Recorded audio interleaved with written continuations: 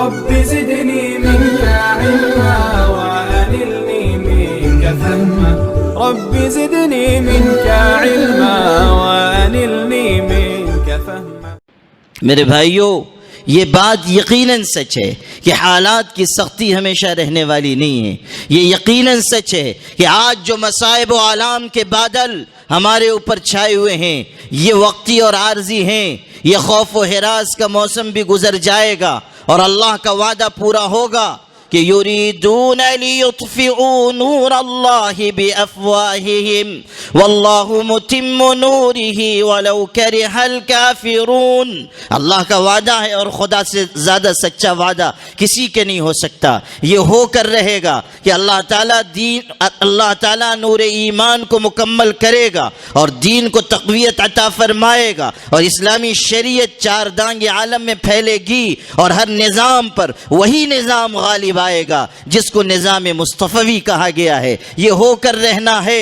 خدا کی لکھی ہوئی تقدیر کو نہ کوئی سرکار مٹا سکتی ہے، نہ کوئی طاقت و قوت اور کوئی حکومت بدل سکتی ہے، لیکن کیا ہم اور آپ اپنی ملت کے لیے اس طرح فکر مند ہیں جس طرح ہمیں فکر مند ہونا چاہیے؟ یہ بنیادی سوال ہے، یہ ہم سب کو اپنے اپنے دل سے پوچھنا چاہیے۔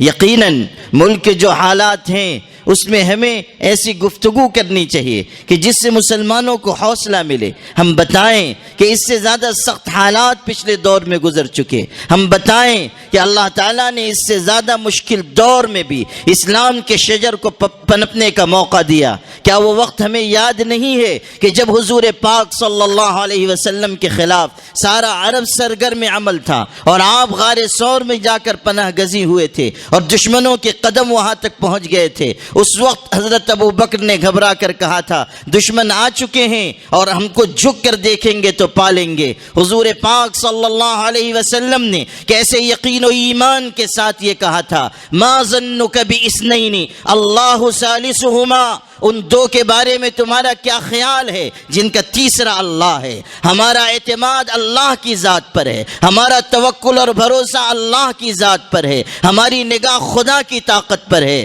ہم اگر دیکھتے ہیں تو اللہ تعالیٰ کی طاقت و قدرت کی طرف دیکھتے ہیں۔ ہم دشمنوں کی تعداد کو، ہم اسلحے کی طاقت کو، ہم لشکر اور فوج کے سر و سامان کو دیکھ کر مرعوب ہونے والے لوگ نہیں ہیں۔ ہماری نگاہ تو اللہ کی طاقت و قوت پر ہے، اور اللہ نے بھی حفاظت کر کے دکھایا کہ حضور صلی اللہ علیہ وسلم کی حفاظت کے لیے مکڑی نے جالا بن دیا، حضور صلی اللہ علیہ وسلم کی حفاظت کے لیے کبوتر نے انڈے دے دیے۔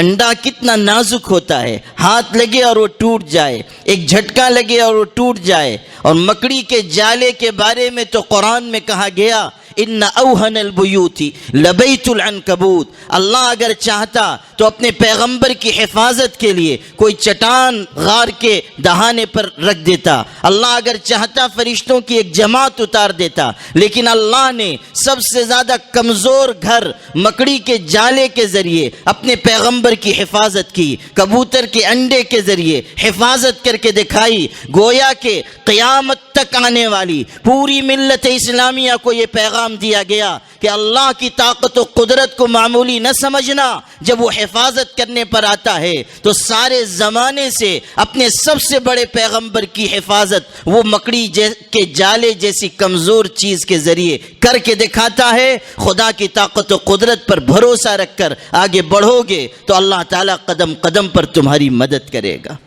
یہ پیغام دیا گیا، اور حضور صلی اللہ علیہ وسلم نے توکل اور اعتماد علی اللہ کا سبق سنایا۔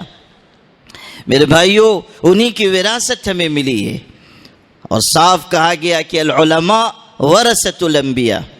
آپ پڑھیے تاریخ فرشتہ میں ہے، محمود غزنوی جو عالم بھی تھے، بادشاہ بھی تھے، ان کے بارے میں نقل کیا گیا کہ ان کو اس حدیث کے سلسلے میں کچھ اشکال ہوا کہ اتنی بڑی ذمہ داری علماء کو کیسے دی گئی ہے، اتنا بڑا منصب علماء کو کیسے ملا۔